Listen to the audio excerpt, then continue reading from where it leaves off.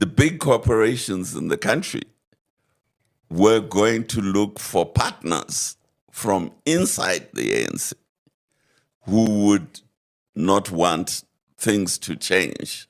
Exactly.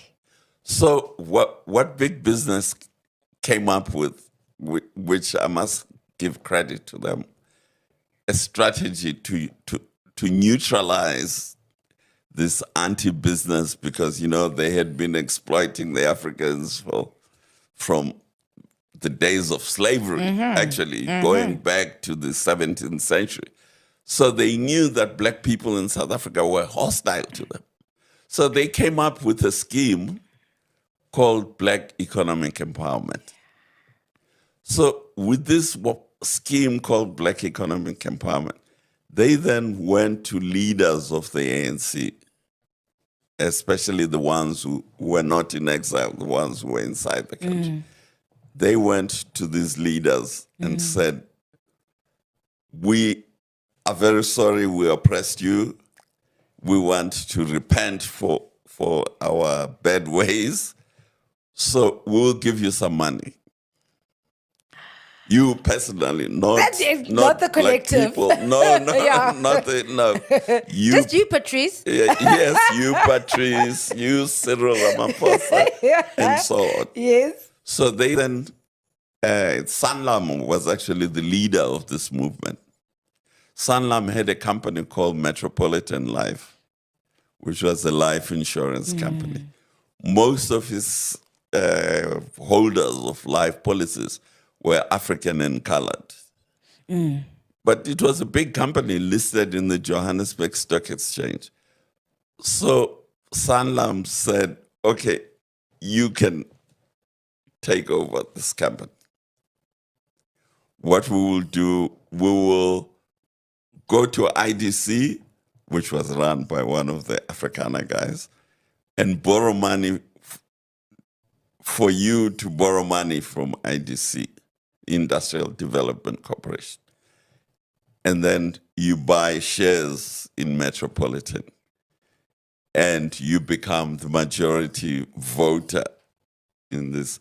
And then you can pay yourself whatever you want. So they chose these black leaders.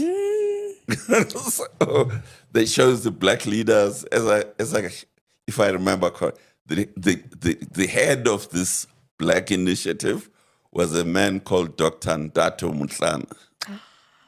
Ndato Mutlana was a medical doctor living in Soweto, and he had been very involved in the struggle against apartheid from when he was a student at Forte. When so he had been in the ANC Youth League in the 40s or 50s. And so he was a genuine revolutionary. So he put together this team to buy, in inverted commas, because actually they didn't have the money to buy.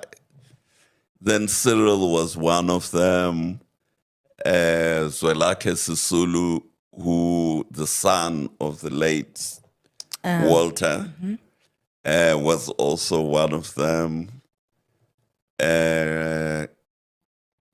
Sam Mutsonyane, Dr. Sam Mutsonyane, who set up the African Bank, and he was head of NAFCOC at some stage. He founded one of the founders of NAFCOC.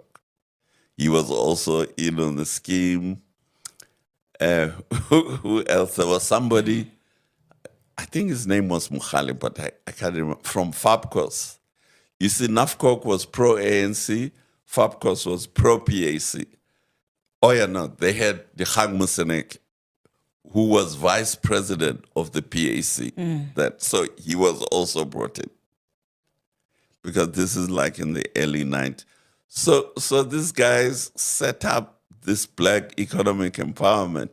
Many people naively think that black economic empowerment is there to advance black people. Actually, it's there to do the opposite.